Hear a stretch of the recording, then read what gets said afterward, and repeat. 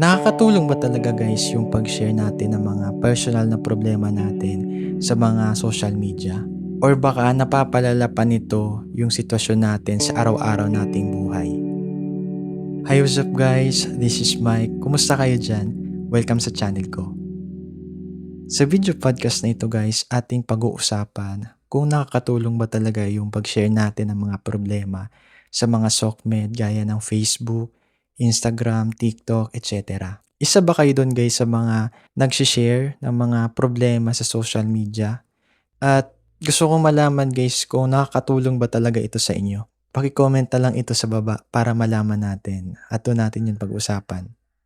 Para sa akin lang guys, kung sasagutin ko yung tanong na yan base sa opinion at karanasan ko, ay hindi talaga siya nakakatulong. Ako kasi guys, hindi ako mahilig na i-public yung mga problema na meron ako. Hanggat sa maaari, gusto ko siyang lutasin na naka-private lang, na walang nakakaalam na iba. Lalong-lalo na yung mga kakilala natin or either na hindi man natin kakilala na makikita natin sa mga social media. Kasi guys, number one reason kung bakit gusto kong naka-private lamang yung mga personal na problema ko ay hindi lahat ng mga friend or kakilala mo dyan sa social media na yan ay tutulungan ka talaga. Yung iba dyan ay huhusgahan ka kung sino ka, kung paano mo sabihin at i-share yung mga problema na meron ka ngayon. Maaaring i-criticize ka nila, baka ikaw pa yung sisihin kung bakit ganun yung problema mo. Kung bagat sa madaling salita, pag once nag-share ka ng mga problema, gaya dyan sa mga social media na yan ay nililet mo yung mga ibang tao na hindi mo man kilala na magbigay ng komento, ng reaksyon sa mga problemang binabahagi mo sa kanila. Imbis na malutas guys yung problema, parang mas lumalala pa kasi hindi na rin maiiwasan yung mga tao din na mag-comment na imbis tulungan ka ay mas lalong ka patuloy nadadown dahil sa mga negative na comments din nila para sa'yo. Para sa akin lang guys, point of view ko lang to, opinion ko lang to, kung bakit yung mga ibang tao, mga netizens natin, na mahilig or nakasanayan na nilang mag-share ng mga problema nila sa mga social media na yan ay siguro kasi hindi na nila nakakaya yung pinagdadaanan nila sa buhay ngayon or baka nahihirapan sila kasi wala silang mapagsabihan ng mga problema na malalapit sa kanila kung kaya't binabahagi nila yun sa maraming tao sa platforms na yan.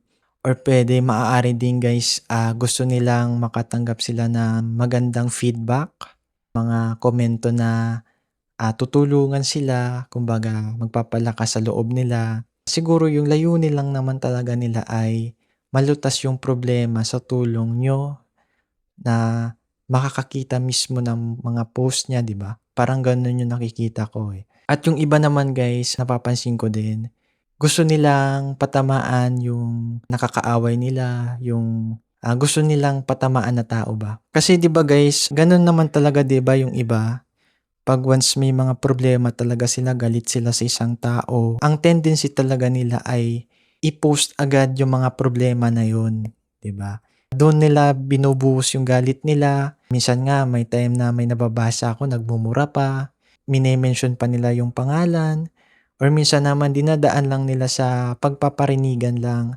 Siguro yun din yung makakatulong sa kanila para mailabas yung galit na nararamdaman nila sa time na yun. Ang nakakabahala lang ay yung magdudulot pa ito ng mas lalong gumulo pa yung sitwasyon, 'di ba? Magkagulo pa lalo. Imbis magkaroon ng paghupa ng mga galit, parang mas lalo pang napapaliyab pa nito, 'di ba? Yung intensity ng galit mo. In case man may mabasa kang comment diyan, 'di ba? Mag-comment pa yung kaaway mo na ganito, 'di ba? Mas lalo pang lalala.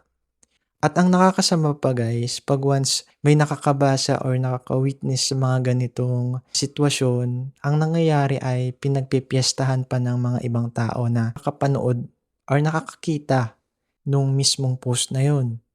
Hindi man nila yun kino-comment doon sa post mo, pero sinishare naman nila yun sa ibang tao.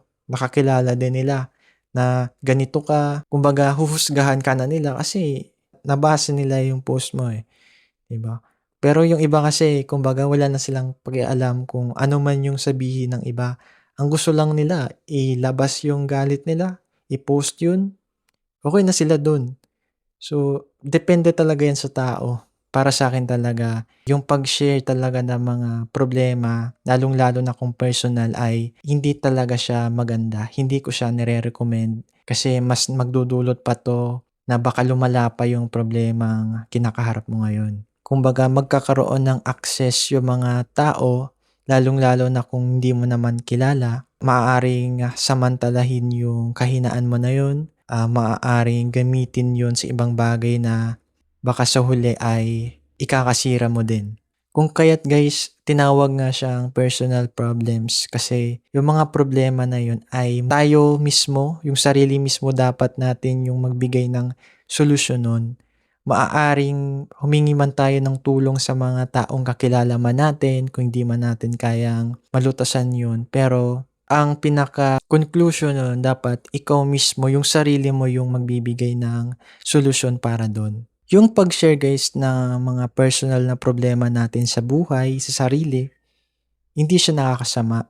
Nakakatulong siya para gumaan pa yung kalooban mo, para makapag-reflect ka ng maayos, 'di ba? Mabigyan ka ng kalinawan ng mga taong nasa paligid mo. Baka yung mga advice na yun makatulong sa'yo, lalong-lalo na kung hindi na natin nakakaya yung bigat, yung pressure na dala ng problema na yun.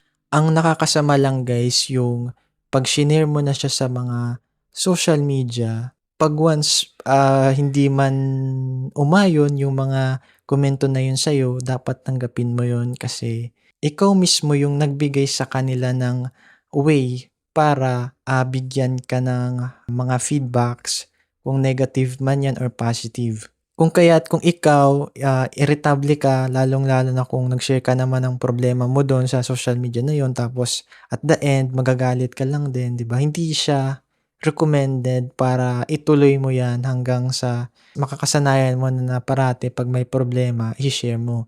Tapos at the end of the day magagalit ka, magko-cause pa yun ng away, 'di ba? Mas mahirap yun. Para sa akin guys, kahit ano pang bagay yung i-share mo diyan sa social media na yan, eh. Lahat ng tao may masasabi, lahat ng tao huhusgahan ka. Either, success yung i-share mo diyan, 'di ba? Mga achievements mo, mayroong tao pa rin na may masasabi sila sa'yo. Same lang din 'yan lalo na kung problema mo naman yung ishi-share mo, mga struggle sa life, meron din silang sasabihin na ganyan. Kumbaga nakadepende na yun sa'yo kung paano mo siya i-handle, kung paano mo siya i-manage, kung paano mo siya tanggapin yung mga komento nila sa'yo. Minsan sa kaka-share natin ng mga problema natin sa mga social media, nakakalimutan na natin yung kahalagahan ni Lord, 'di ba? Imbis sa kanya mo sabihin yung mga problema mo, sa kanya tayo makipag-usap, sa ibang tao pa natin yun shine-share na at the end, hindi naman tayo matutulungan, hindi naman tayo bibigyan ng peace of mind. Si Lord naghihintay lang siya diyan para kausapin mo siya, kung mabigat yung loob mo, 'di ba? No need mo naman 'yan ibahagi sa social media para masolusyonan 'yan. Ikaw lang mismo yung sarili mo, yung guide ni Lord, pati na yung family mo, yung loved ones mo. Actually guys, yung reality natin, yung mga tao na yan, wala silang pake kung ano yung struggles na pinagdadaanan mo ngayon.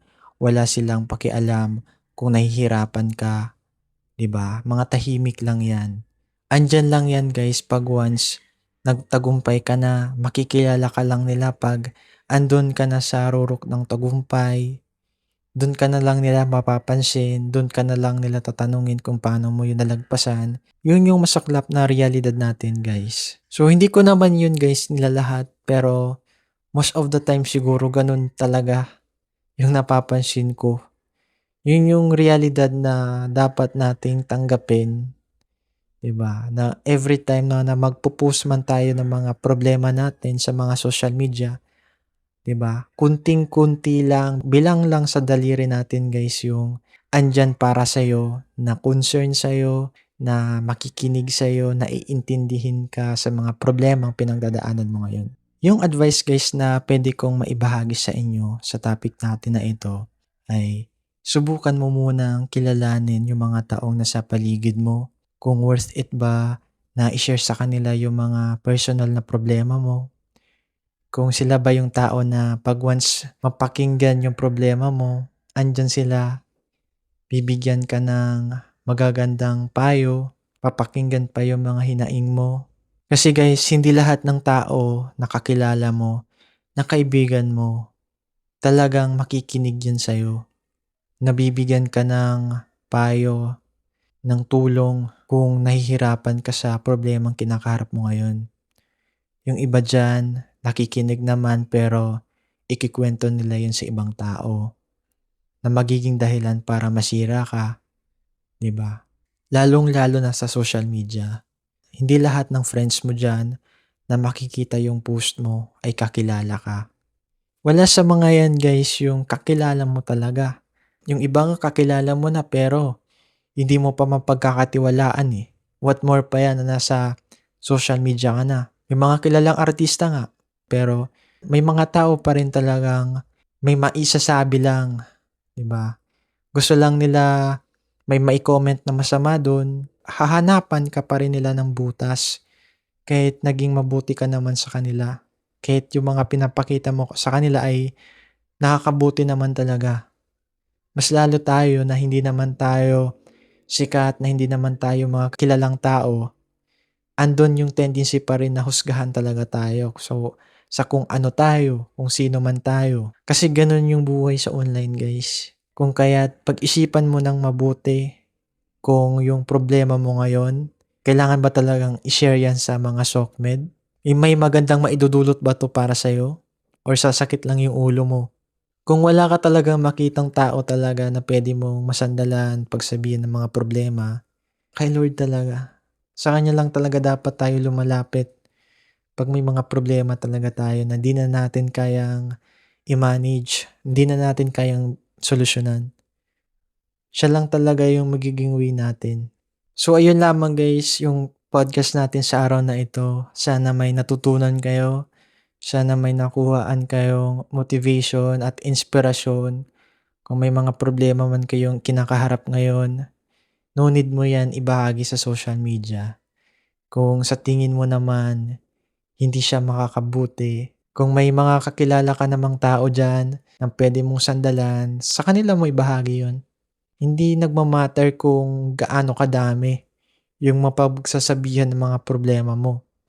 Ang nagma-matter ay yung mga taong mag-i-stay sa'yo kahit isa lang 'yan, dalawa, na makikinig talaga sa'yo, na iga-guide ka. Okey lang nga pagalitan ka, eh, kung nasa mali ka, eh.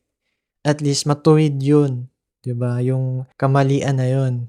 Sana walang magkaroon dito ng mga hate, mga negative comments sa podcast natin. Ito lang kasi yung napapansin ko most of the time sa mga sukmed natin ngayon. So, curious lang ako kung ano yung magiging komento nyo or reaction sa napanood nyo. Puwede nyo yan guys i-share sa comment section natin para may makabasa din ng mga viewers na puwede nilang maging advice para sa mga sarili nila maliban dito sa podcast natin. At ayun lamang guys, salamat sa pagsama sa podcast na 'to at nakinig kayo at natapos niyo. Kung nagustuhan niyo itong mga ganitong usapan, puwede kayong mag-subscribe sa channel natin. Hanggang sa ulitin, this is Mike. God bless.